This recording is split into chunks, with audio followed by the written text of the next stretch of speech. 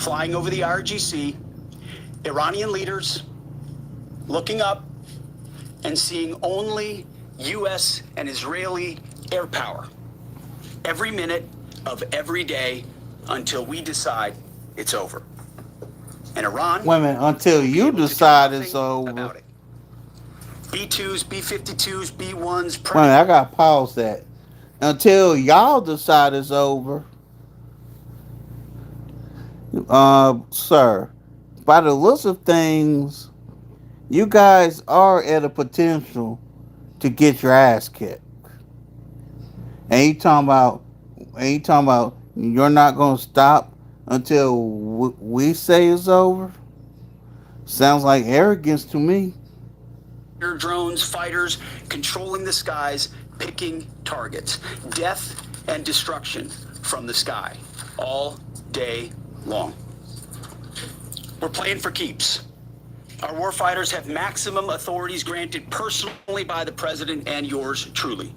Our rules of engagement are bold, precise, and designed to unleash American power, not shackle it. This was never meant to be a fair fight, and it is not a fair fight.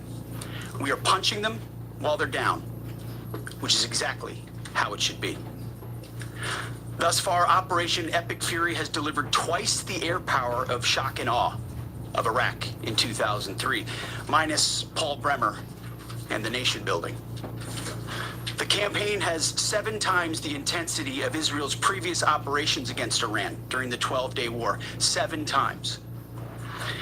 And as President Trump said, more and larger waves are coming. We are just getting started. We are accelerating, not decelerating. Iran's capabilities are evaporating by the hour, while American strength grows fiercer, smarter, and utterly dominant. More bombers and more fighters are arriving just today. And now, with complete control of the skies, we will be using 500-pound, 1,000-pound, and 2,000-pound GPS and laser-guided precision gravity bombs, of which we have a nearly unlimited stockpile. We used more exquisite standoff munitions at the start, but no longer need to. Our stockpiles of those, as well as Patriots, remains extremely strong. The enemy can no longer shoot the volume of missiles they once did, not even close. And the chairman will lay out some of those percentages. So our air defenses and that of our allies have plenty of runway. We can sustain this fight easily for as long as we need to. And as I said yesterday, we set the terms. Now, you may not see much of it because the IRGC shut off the internet to the entirety of the country. They blind their people on purpose, just like they kill their own on purpose. Much was made of the volume of missiles Iran was able to shoot in the first few days. And sadly, as we projected, a few got through and killed 6 of our best, who will hopefully arrive home soon. We will avenge them, no doubt. But I liken Iran's predicament to a football team who scripted the first 20 plays of a game. The team knew what plays to run because their first few drives were scripted. But now that the game has started and the blitz is on, they don't know what plays to call, let alone how to get in the huddle and call those plays. Iran's senior leaders are dead. The so-called governing council that might have selected a successor, dead, missing, or cowering in bunkers, too terrified to even occupy the same room. Senior generals, mid-level officers, enlisted ranks, they can't talk or communicate, let alone mount a coordinated and sustained offensive. That's not great for morale. The Iranian Air Force is no more, built for 1996, destroyed in 2026. The Iranian Navy rests at the bottom of the Persian Gulf. Combat ineffective, decimated, destroyed, defeated, pick your adjective. In fact, last night, we sunk their prize ship, the Soleimani. Looks like POTUS got him twice. Their Navy, not a factor. Pick your adjective, it is no more. In fact, yesterday, in the Indian Ocean, and we'll play it on the screen there, an American submarine sunk an Iranian warship that thought It was safe in international waters. Grandson just exposed a secret the Social Security office doesn't want seniors to know. This year's Social Security increase is the biggest in years, yet thousands are missing it because they didn't pick up the phone. Thousands of seniors got their Social Security increase approved this week. It was safe in international waters. Instead, it was sunk by a torpedo. Quiet death. The first sinking of an enemy ship by a torpedo since World War II. Like in that war, back when we were still the War Department, we are fighting to win. Also, yesterday, the leader of the unit who attempted to assassinate President Trump has been hunted down and killed. Iran tried to kill President Trump, and President Trump got the last laugh. Now, this is not a mission accomplished situation. This is simply a reality check. The combination of U.S. and Israeli intelligence and combat power will control Iran, and will control it soon. Sure, Iran will still be able to shoot some missiles, and still be able to launch one-way attack drones at civilian targets, and their proxies will attempt to attack our embassies, bases, and soft targets. They are terrorists, after all, and they need to target civilians because they can't fight toe-to-toe. But we will find them, and we will kill them. This is what the fake news misses. We've taken control of Iran's airspace and waterways without boots on the ground. We control their fate. But when a few drones get through, or tragic things happen, it's front page news. I get it, the press only wants to make the president look bad, but try for once to report the reality.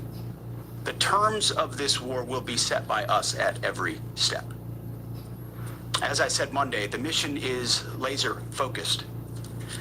Obliterate Iran's missiles and drones and facilities that produce them, annihilate its navy and critical security infrastructure, and sever their pathway to nuclear weapons. Iran will never possess a nuclear bomb, not on our watch, not ever.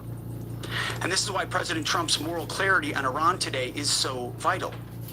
Unlike the past, where vague red lines and endless negotiations let Iran fund terror and inch ever so slightly toward a bomb, this president sees the threat plainly and acts decisively. No more half measures, especially when Iran is at its weakest. No more letting Tehran play for time while our people pay the price. His leadership ensures that we finish what we start, and that we protect our warfighters by crushing the enemy before they can strike again. Our offensive operations, refined through months of relentless preparation, are unstoppable. And our defensive efforts are unprecedented. We have from the start put the protection of our troops ahead of everything else. Before we very publicly built up offensive combat power, we quietly ensured that our defensive posture and power was in place. And as we built up offensive combat power, we moved the vast majority of American troops, over 90% of Americans that were on our bases, what we say off the X, out of the range of Iranian fire. Our defensive shield is equally... Just because you move them off base don't mean that the Iranians cannot still get to them. formidable. The most sophisticated air and missile defense network ever fielded. Thousands of Iranian missiles and drones have been intercepted and vaporized. Tens of thousands of American and allied lives protected. Every counter-UAS system possible, sparing no expense or capability. And like I said, this does not mean we can stop everything, but we ensured that the maximum possible defense and maximum possible force protection was set up before we went on offense. In closing, as President Trump told German Chancellor Merz yesterday, Iran negotiated in bad faith, stalling, scheming, and preparing to strike. And we acted decisively to defend our people, our interests, and our allies. President Trump took bold action, putting America first, the kind of bold action that the American people elected him to execute. To our steadfast partner, Israel, your mission is being executed with unmatched skill and iron determination. Fighting shoulder to shoulder with such a capable ally is a true force multiplier and a breath of fresh air. We salute your courage. I'm going to say this louder. I'm going to say this clear. Iran was none of our business. I don't care what nobody says. And your contribution. 4 days in, we have only just begun to fight. America fights to win. And in Operation Epic Fury, we are. May God's providence cover and protect our troops always. And with that, I turn it over to the chairman. Thank you, Mr. Secretary, and good morning, everyone. Thank you for being here. I'm here today to provide the American people and those of you in this room an update on Operation Epic Fury. First, it's with profound sadness and gratitude that I share the names of 4 of our 6 fallen heroes, all from the 103rd Sustainment Command, U.S. Army Reserves out of Des Moines, Iowa. Captain Cody Cork, Sergeant First Class Noah Tegens, Sergeant First Class Nicole Amore, and Sergeant Declan Cody. To the families of our fallen, we grieve with you today, and we look forward to welcoming your family members home at Dover in the coming days. Out of respect for the other families, we'll withhold the release of their names until next of kin notification is complete. And either myself or Admiral Cooper will release those names as soon as we can ensure that all of those families have been properly notified. To our Gold Star families, to our wounded warriors and their loved ones, we will never forget your sacrifice. Our nation stands with you, and we are eternally grateful for your courage, your resiliency, your devotion to this mission and to our nation. As the Secretary said, we're 4 days in, 103 hours into this campaign. The operation was again launched with clear military objectives designed to dismantle Iran's ability to project power outside of its borders, both today and in the future. First, we are targeting and eliminating Iran's ballistic missile systems to prevent them from threatening the U.S. Forces, partners, and interests in the region. Second, we are destroying the Iranian Navy, degrading its capacity, capability, and ability to conduct operations, not just in the Central Command AOR, but as the Secretary showed in the video, around the world. Third, we're ensuring Iran cannot rapidly rebuild or reconstitute its combat capability or combat power, and those phases will begin as the campaign continues. As of this morning, U.S. Central Command is making steady progress. Iran's theater ballistic missile shots fired are down 86% from the first day of fighting, with a 23% decrease just in the last 24 hours. And their one-way attack drone shots are down 73% from the opening days. This progress has allowed CENTCOM to establish localized air superiority across the southern flank of the Iranian coast and penetrate their defenses with overwhelming precision and firepower. We will now begin to expand inland, striking progressively deeper into Iranian territory and creating additional freedom of maneuver for U.S. forces. Let me explain a little bit about how we're thinking about staying ahead of the enemy. First, over the past several weeks, Admiral Cooper and the CENTCOM team have refined their operational approach to the region. Their planners identified key centers of gravity that would allow Iran to project power outside of its borders. They thought about how to isolate critical vulnerabilities and determined where, with precision, the greatest strategic effect could be achieved. As a result of this, CENTCOM is now shifting in day 4 already from large deliberate strike packages using standoff munitions at range outside an enemy's ability to shoot at us, now into stand-in precision strikes overhead Iran. As the Secretary said, this is a point of munitions transition from standoff munitions to stand-in munitions like joint direct attack munitions, which are GPS-aided free-fall weapons, and other things like Hellfires, etc. This will allow the joint force to deliver significantly increased precision effects on the target. The throttle is coming up, as the Secretary said, as opposed to ramping down. This will allow us to maintain consistent pressure on the adversary over the coming days, disrupt their launch timelines, and impose cost every day around the clock. I know there have been a lot of questions about munitions. We have sufficient precision munitions for the task at hand, both on the offense and defense. But I want to tell you, teammates, as a matter of practice, I don't want to be talking about quantities. And I know there's been a great debate about that, and I appreciate the interest, but just know that we consider that an operational security matter. Let me flip to the map here. Hopefully I don't kill anybody with a laser pointer. As I mentioned earlier, and for you with the camera right there, my friend, I hope I don't ricochet off and hurt you. Over the initial days, the U.S. Joint Forces continued to attack and attrit ballistic missile capabilities as well as integrated air defense capabilities along the southern axis. Along the northern axis, Israel and the Israeli Air Force has predominantly been working integrated air defense targets along the northern flank, as well as medium-range ballistic missile capability as well. From the sea, the USS Ford has continued to project combat power here, as well as the bomber pulses that we talked about in the opening days of this briefing. Along the southern axis, the USS Abraham Lincoln Strike Group has continued to provide pressure from the sea along the southeastern side of the coast and has been attriting naval capability all along the strait and up into the Arabian Gulf at a size and scale sufficiently to address the targets required. To date, we've hit over 2,000 targets, as Admiral Cooper said in his video last night.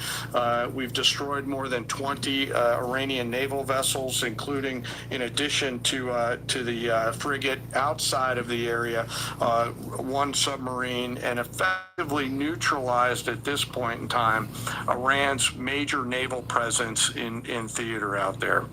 As the Secretary showed the video, for the first time since 1945, a United States Navy fast attack submarine. You have been listening to the Secretary of Defense and the Chairman of the Joint Chiefs. They're updating us on the war in Iran from the Pentagon. The highlights there from the Secretary of Defense, especially: America is winning, more forces are arriving, we've only just begun, promising death and destruction from the skies in Iran. Joining us now to offer some more insight into the U.S. military operations, we're joined now by retired Colonel Steve Warren, an NBC News military analyst, former Pentagon spokesman as well.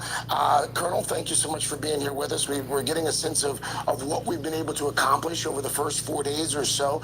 Were you able to get a sense of where the war effort goes from here? Yes, it's interesting. They really focused on how well the American forces have dismantled Iranian air defenses, how Americans now have unrestricted movement inside Iranian airspace. So what that means, in my view, is that they will now use precision-guided munitions to strike very specific targets in order to reduce the Iranians' capability to rebuild what we've already destroyed.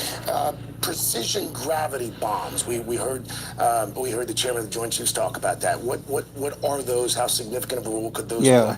They're going to play a massive role. These are very good weapons, very inexpensive. Up until now, we've been using long-range precision missiles. Very high cost, very sophisticated. These gravity bombs, they can be dropped out of a B-52 bomber, close in, and much higher hit rate. It was also interesting to hear the chairman talk about the Iranian military capabilities and how much they've been degraded over the first few days. He said roughly 86% missiles are down to 86% the first day. Yeah, that's right. And he's also mentioned that he sunk half the Navy, right? A huge chunk of the Navy. First U.S. Navy torpedo shot since World War II, according to the Secretary. Really impressive. Colonel, stand by for me. Joined now by our chief foreign correspondent, Richard Engel. He is live for us in Israel. And Richard, I know that you've been talking to people inside Iran. What are they telling you about what they expect, what they anticipate as these days are set to turn into weeks? So the Iranian regime still does have its supporters, and we've seen tens of thousands of people on the streets. But I've managed to speak to several Iranians, and that is difficult because communications are so cut off. And they told me that they support that the Iranian clerical regime is under attack. They want to see it go. But they told me right now people are too afraid to go outside because state media has made it more than clear that if anyone goes out on the streets and tries to challenge the system in any way, they will be shot on spot. Our chief foreign correspondent, Richard Engelforce, there in the region. Richard is in Israel. Of course, Richard was actually in Iran just several weeks ago. Richard, thank you. Colonel, a big thanks to you as well. We'll be spending a lot of time with you over the next few days. Thank you for your time. Thank you as well. Stay with us for the latest updates throughout the day on NBC News Now, and of course, NBCnews.com. Again, that news conference from the Pentagon wrapping up as we speak. We heard from the Secretary of Defense, heard from the Chairman of the Joint Chiefs as well. We'll continue to keep you updated on the war in Iran, now in day 5. For now, though, I'm Craig Melvin here in New York. This has been an NBC News Special Report. Pittsburgh is built to perform. From America's #1 selling floor jacks to sockets.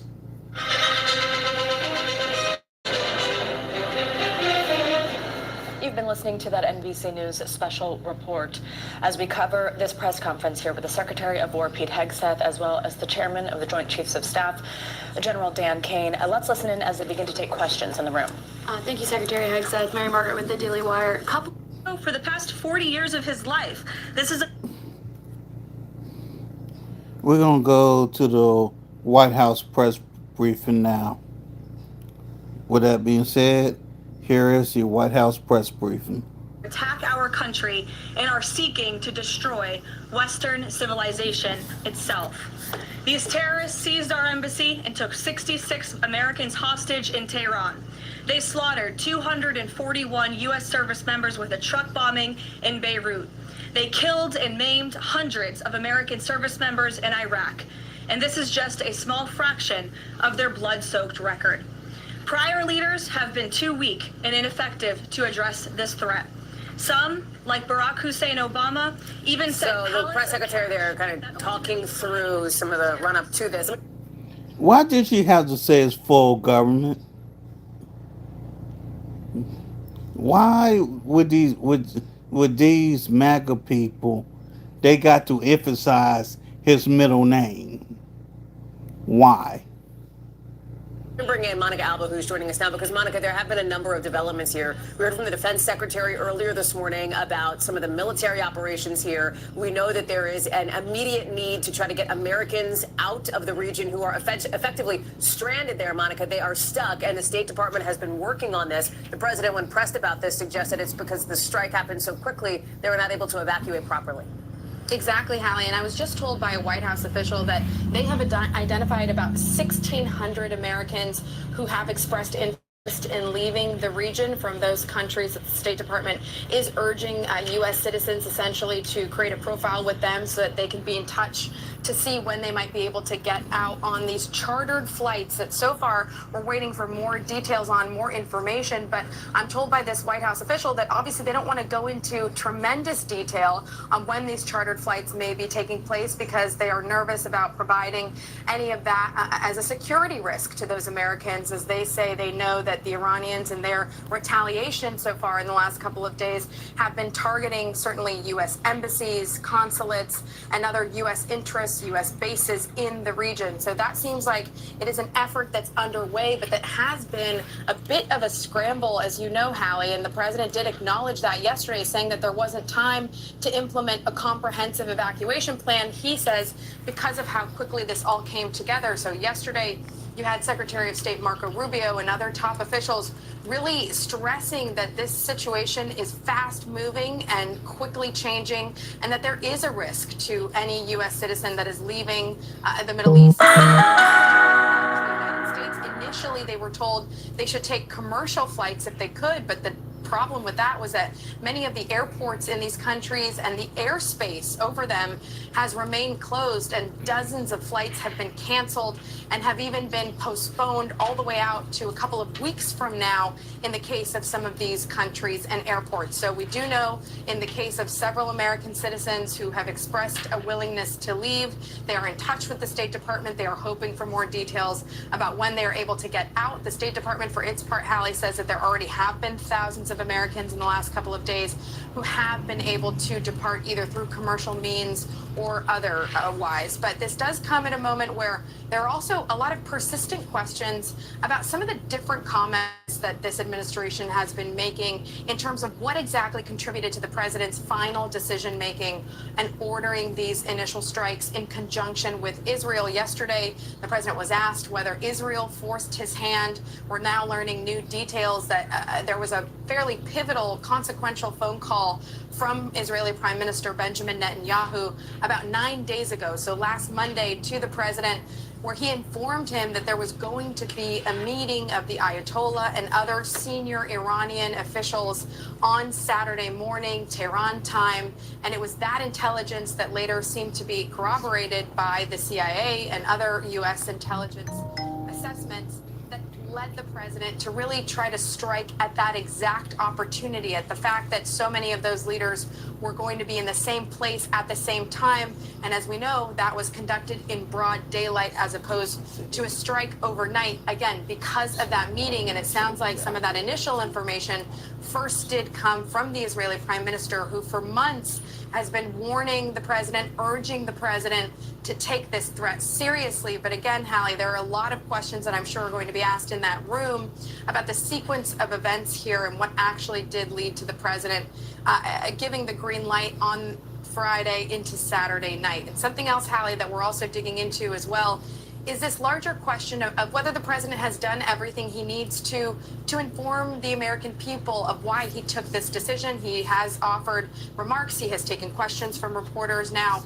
but there hasn't been a large address or a large speech laying out some of the objectives in more detail and the end game as well. We know that in terms of the timeline, you had defense officials this morning stressing this could be 4 or 5 weeks or longer. But one of the other major open-ended areas of all of this is the question of munitions, the question of defensive weaponry. And we know that the White House, Hallie, has invited defense contractors, executives from some of the biggest ones, to come to the White House on Friday for a meeting specifically to talk about weapons and their production and potentially ramping that up, given all of the munitions that are being used currently in this effort and other military engagements around the world. And we know for now that the president claims that munitions are in well supply, that there is enough stockpiled to last, quote, forever. But there are mounting concerns that certainly this conflict, as long as it goes, could put a pressure point on that. Mm-hmm. Monica Alba, we're going to ask you to stand by here. Caroline Levitt going through what's often called the topper, the remarks that she'll make before taking questions from reporters. We'll dip back in for that Q&A, but now she is reiterating what we have heard from top Trump administration officials, that they believe Iran had rejected any kind of path toward peace. Our chief international correspondent, Keir Simmons, is joining us now from Dubai. And Keir, pick up on the thread that Monica laid out there that I imagine we're going to hear from the press secretary in a couple of seconds here about getting Americans out of the region and about the spiraling, the widening now of this war as it is escalating. Seniors are furious because they didn't know about the new Social Security increase they were supposed to receive last week. I always now of this war as it is escalating. Yeah, widening and therefore taking in more Americans. So to give folks watching a picture of just the size of this, here in the United Arab Emirates, 50,000 Americans live here. Saudi Arabia, 70,000 Americans live there. And you've got Qatar and Kuwait and Bahrain. The numbers of people who live here, aside from the numbers, and this who you're hearing from a lot of the time, the numbers of people who are here on vacation or for business and are trying to get back to families, which is different, of course, that is impactful and important. And so I've been speaking to Americans, one, for example, a father, his son turns 1 today, back in Tampa. He's missing that. He's to the airport right now. He's across Dubai, just across over there somewhere. He's on his way to the airport. We're speaking to him to try and get a flight. He's packed and gone to catch flights a number of times this week, only to not be able to catch one. He's phoned the hotline, the State Department hotline. He says, Marco Rubio said, call this line. I call it, and it just tells me to look after myself, to get my own flight. So hopefully he's going to get back because his son's birthday party is on Sunday. I'm not surprised. Now, another couple that I spoke to earlier in the week who were here for their 20th wedding anniversary and got caught up in all of this, they've now got to Asia. They've managed to get out, and they are trying to get back to Tennessee. So they are certainly managing to make progress. They say when they landed, they got a message from the State Department talking about the chartered flight that might be available to them soon. We haven't been able to contact them to get exactly the details of what they were told about that. But yes, certainly people have been taking things into their own hands. Let me just interrupt you here. I'm sorry, Keir. Let me just interrupt you because the press secretary is talking about how Americans can actually try to get back. Let's listen for a second. As time goes on and the success of this mission further comes to fruition. I know the President and Secretary of State Rubio have been in touch as well with our allies in the region directly about this problem, making it clear that it is a priority of the United States of America to bring every American home. The Trump administration will not rest until every American is home safely and until the terrorist threat from Iran has been completely destroyed. With that, I'll take your questions. Eric, why don't you kick us off today? Thank you for being here. Thanks so much, Melanie. It's great to be here. As you mentioned, Iran's regime, its leadership has largely been decimated. Do we have a sense right now of who is actually calling the shots in Iran? And we're also hearing reports that the Supreme Leader's son may be named his successor. Do you have any more information about that? I just had a quick follow-up as well. Sure. We've seen those reports as well, of course, and this is something that our intelligence agencies are closely monitoring and looking at. The truth is, we'll have to wait and see. The president has said repeatedly that the objectives of Operation Epic Fury are the 4 military objectives that I laid out for you previously: to destroy Iran's navy, to destroy their ballistic missile capacity, to ensure their proxies in the region can no longer harm Americans, and to also ensure that they can never obtain a nuclear weapon. As for what comes next for Iran, the president has said, of course, it's a good thing for the United States to want freedom for the Iranian people, and ultimately we hope that freedom rests in their hands. We see the Arab and Muslim nations coming under fire as well. President Trump's vision for the region has been to bring the Arab and Muslim nations to the table together, Abraham Accords, obviously with Israel. If this regime topples, could we see a new day in the region and really a new Middle East come out of this when the dust settles? Well, the greatest deterrent to true and long-lasting peace in the Middle East has always been the rogue Iranian terrorist regime. And our Arab and Gulf partners in the nation admit that, as well as, of course, our close friend and ally Israel. We have seen all of the Arab partners in the region come together during this time on the phone with President Trump, many of them commending him for this bold and brave action to protect American troops and our bases in the region that are housed in many of these Arab and Gulf states. And I know that many of these regional partners are contributing their air defense capabilities as well. Jordan, Bahrain, Saudi Arabia, the UAE, Qatar, Kuwait, and the president continues to be engaged with all of them. Garrett. Also, to Bill, you remember me. Axios, I think, was the first report this morning, this phone call between the president and Prime Minister Netanyahu, saying that Netanyahu had given the U.S. this information about where the Ayatollah would be and that he'd be with his deputies on Saturday. How important was that information in the president making the decision to strike where and when he did? I think it was important with respect to the timeline, but I think the president, prior to that phone call, had a good feeling that the Iranian regime was going to the United States assets and our personnel in the region. And the president was faced with a choice.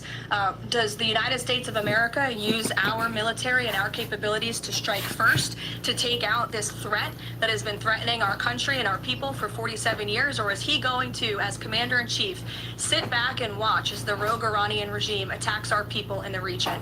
That's obviously an unacceptable decision. For the second choice there is unacceptable to the president, which is why he made this decision.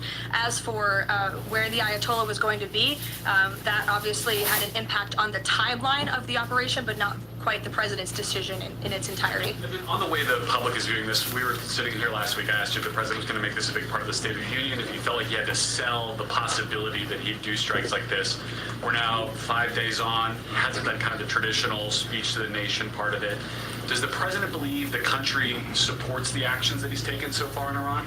I think he does, and I think the president knows the country is smart enough to read past our allies and our people for 47 years. And the American people are smart enough to know that, and they've also been smart enough to listen to the president himself, not just over the past year in this second term, but during his first term as president, and also for the past 40 years of his life.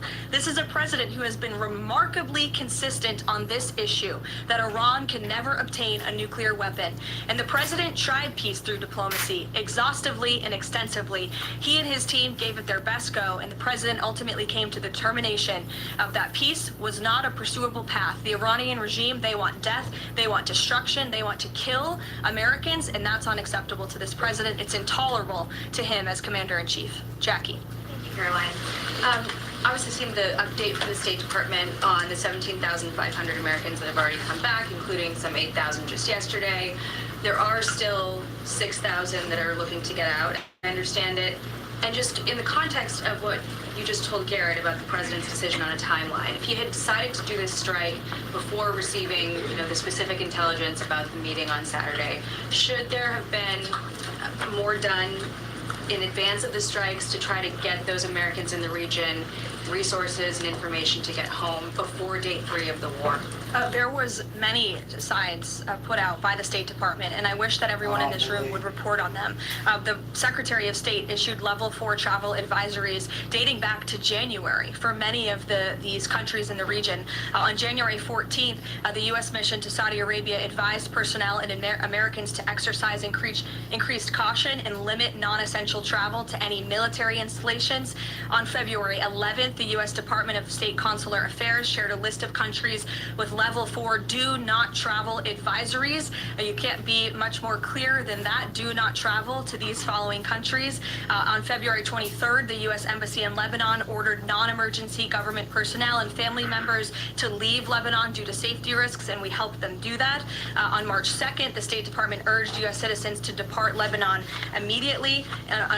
With respect to Iran, on February 27th, the Secretary designated Iran as a state of sponsor of wrongful detention and stated no American should travel to Iran for any reason. And again, on February 27th, the U.S. ambassador to Israel warned Americans to leave Iran, and they provided travel advisory alerts through the U.S. Embassy in Jerusalem. So the State Department was all hands on deck on advising extreme caution and do not travel alerts to Americans in the region.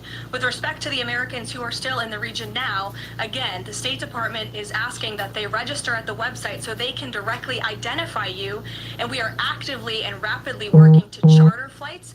There is some commercial flights that are taking off intermittently from these countries, and we plan to get Americans on board as quickly as possible, again, free of charge to them. And we have some additional measures that I think will be announced in the coming days. Again, I can also reiterate from the president's perspective, this is something he's brought up directly with our allies and partners in the region, that we expect their help in getting Americans home, and we will do that, and we will not rest until every single American is returned home safely. Thank you. And then one follow-up just on how people might be experiencing this at home.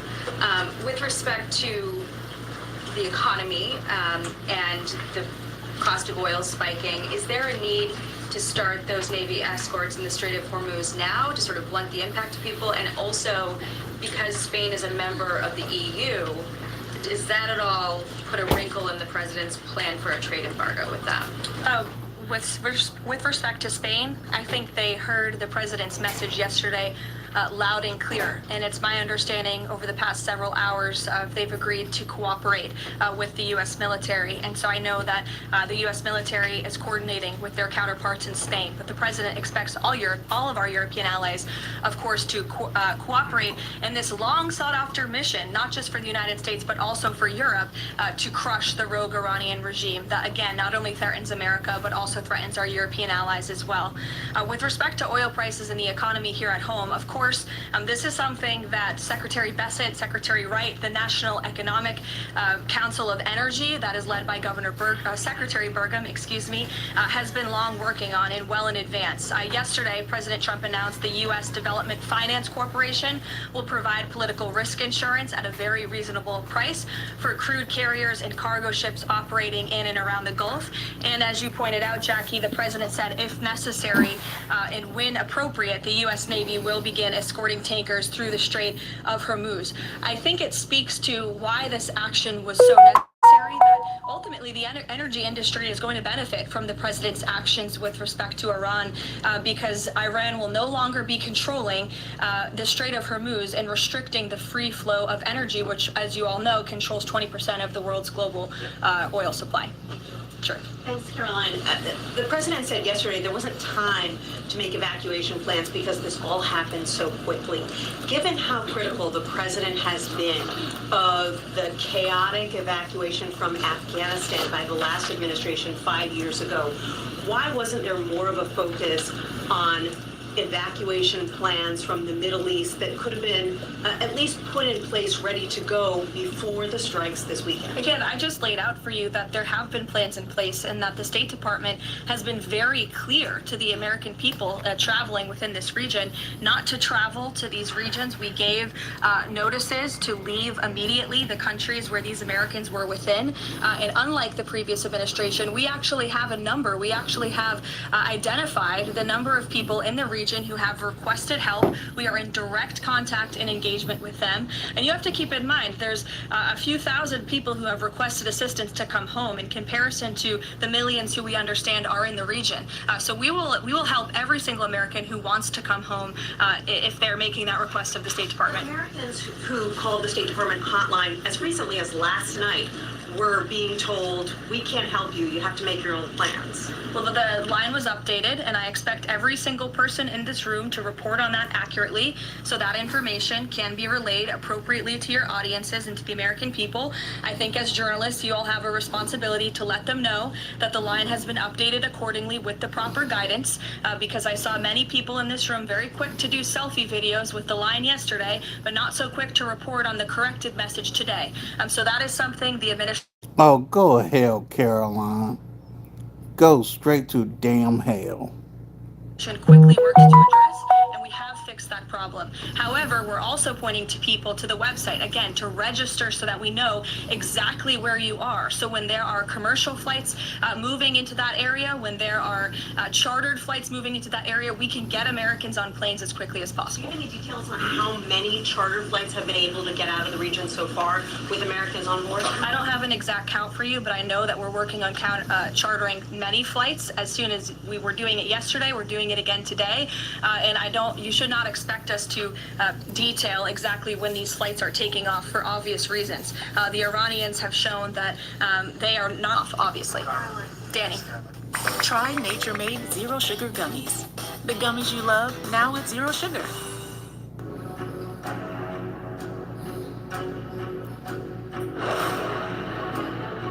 Obvious reasons.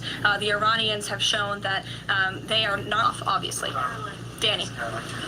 At the top there, you said that the Iranian regime is being absolutely crushed. Can you explicitly say then whether or not regime change is a goal of President Trump's operation? The goals of this operation have been made very clear, Danny, and the president has said them in his speech when he launched this operation and released that video in the middle of the night to all of you and to the world. The stated military objectives of Operation Epic Fury are as follows: eliminate Iran's ballistic missile threat, destroy their naval capability, disrupt missile and drone production infrastructure, sever their pathway, and end their pathway to nuclear weapons. And I can report, as you all saw from the Pentagon today, that thus far this operation has been remarkably successful. Again, we're moving towards complete and total control of Iranian airspace. We have continuous 24/7 strike operations ongoing. We've had more than 2,000 targets that have been struck. Nearly 2,000 munitions have been employed. The first 24 hours of this campaign were described nearly as twice the scale of the 2003 shock and awe campaign. And we've seen that the enemy, the Iranian... You know what? I am so done of this woman lying through her damn teeth. Let's go with this from MS Now. MS Now's Julia Jester was at the Pentagon briefing this morning. Brett Bruin is a former U.S. diplomat who served as Director of Global Engagement and is president of the Global Situation Room Incorporated. With me in studio, MS Now National Security and Intelligence Analyst Chris O'Leary. He's Senior Vice President for Global Operations at the SUFAN Group and was former Director of Hostage Recovery for the U.S. government. He also took part in the evacuation of Afghanistan in 2021. It is great to have all of you here. But Chris, let me start, since you've done this kind of work before. How do they get people out fast and safely? So what should have happened was this should have been part of the initial planning, what's called a non-combatant evacuation operation, a NEO, which is synchronization between multiple government agencies, with the State Department and the Department of Defense taking the lead and planning for the logistics to have, lift available for every American that needs it to get out. That clearly wasn't done, and even the president himself, when he was with his German counterpart yesterday, said he was somewhat surprised about the regional effects, the response from Iran, and what's been set up has been haphazard, and I think symptomatic of what we see more broadly with this war. There's no two people telling you the same thing, and what you've done, what MS Now has done, is calling this hotline and demonstrating the fact that it's not giving people the comfort or direction that they need out of this crisis, and the threat is not abating. Clearly, the attack from Turkey or at Turkey is demonstrative of the fact that we're going to continue to see effects from the Iranian regime, which sees this as an existential threat. So, Brett, I want to remind people of that message that the State Department was delivering as recently as 5 o'clock Eastern Time yesterday afternoon. Here it is. Are you getting less than $2,500 in Social Security and you're a senior on Medicare or Medicaid? Eastern Time yesterday afternoon. Here it is. Please do not rely on the U.S. government for assisted departure or evacuation at this time. There are currently no United States evacuation points. Well, as we noted, that line is manned now, but callers are being told to sign up online for alerts, to wait for the government to get back to them. No timeline at all. To Chris's point, could this have been better planned? Could there have been warnings? Could there have been something ready to go? And let me just ask you a final question, which is about nothing against contractors. Contractors serve an important role, but it almost sounds like they were just reading from a sheet experienced in the region and can provide answers.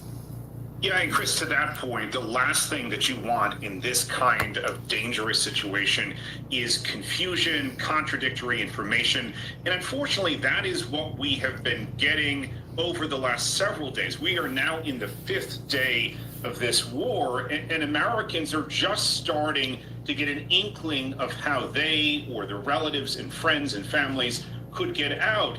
And to the point earlier, yes, if Trump knew that he was going to launch this operation, one, you want to send as direct a message as you can to Americans.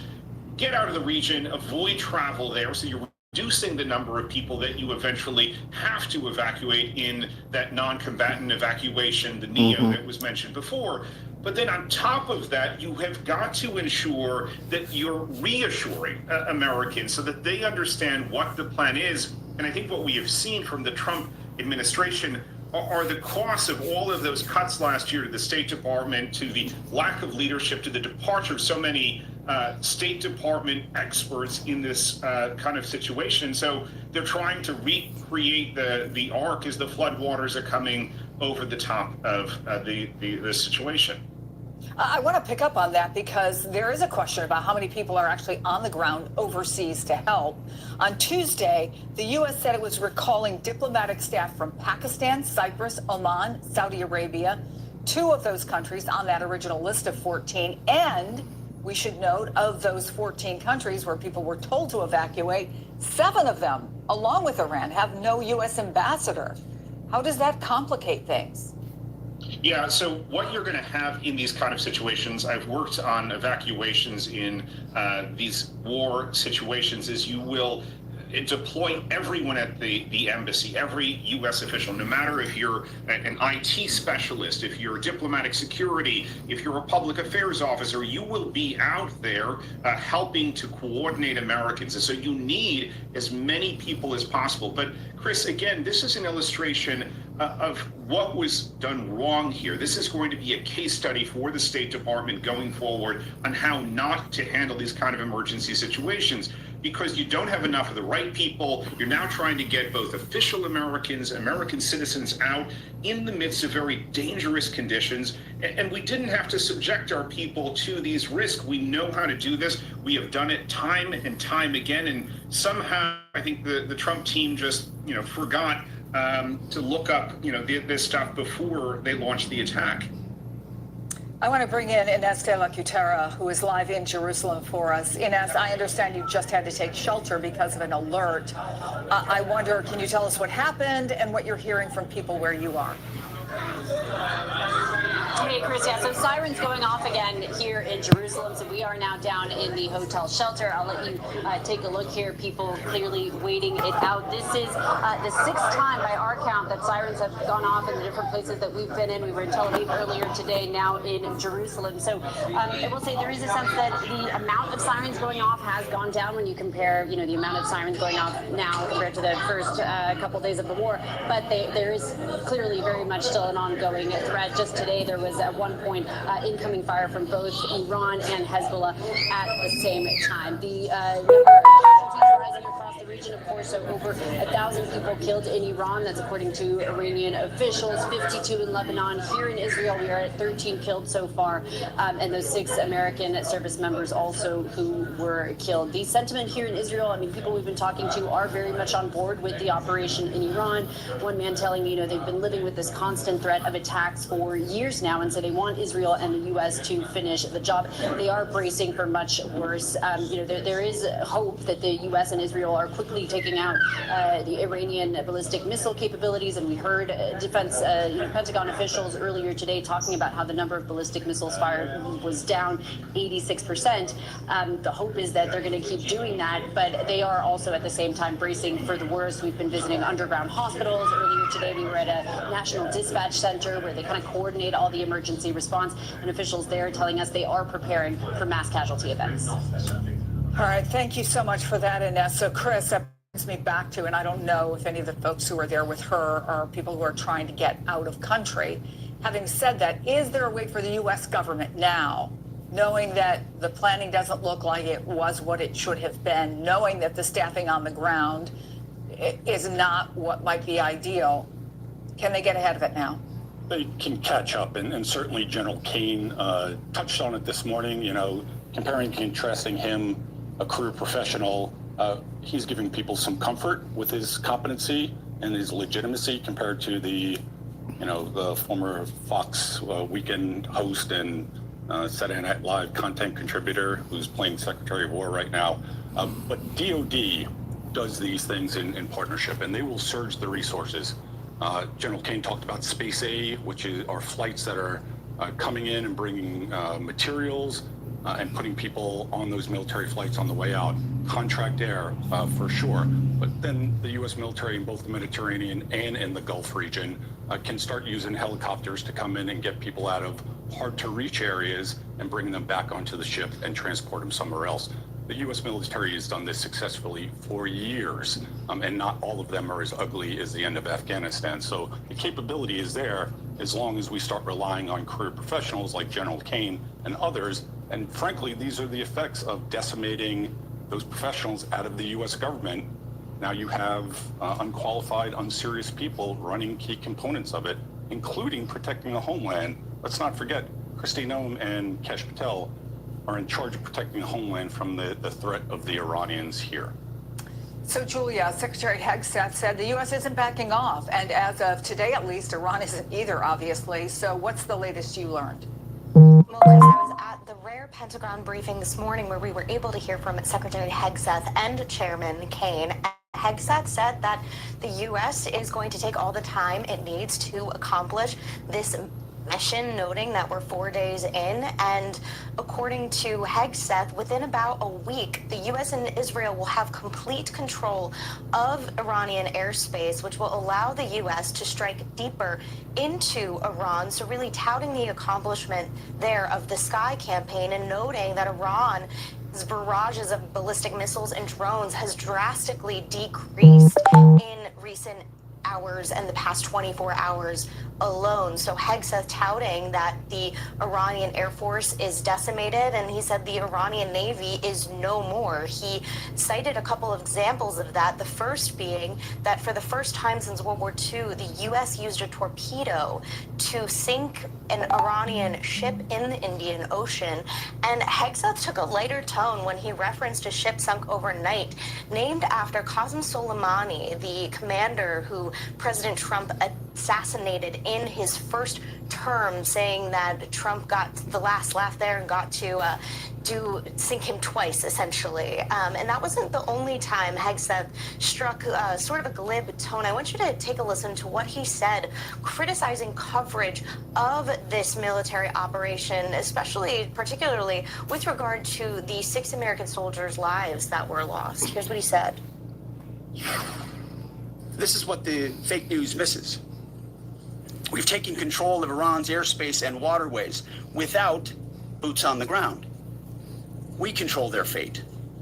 But when a few drones get through or tragic things happen, it's front page news.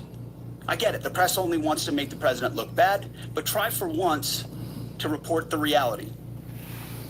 Now, the front page news he's referring to are the 6 lives lost in Kuwait as the result of an Iranian drone strike. And that's an area that the U.S. military has been really struggling with. It's really hard to intercept those drones. And another topic that came up at today's briefing that officials were pressed on were the concerns over shortage of U.S.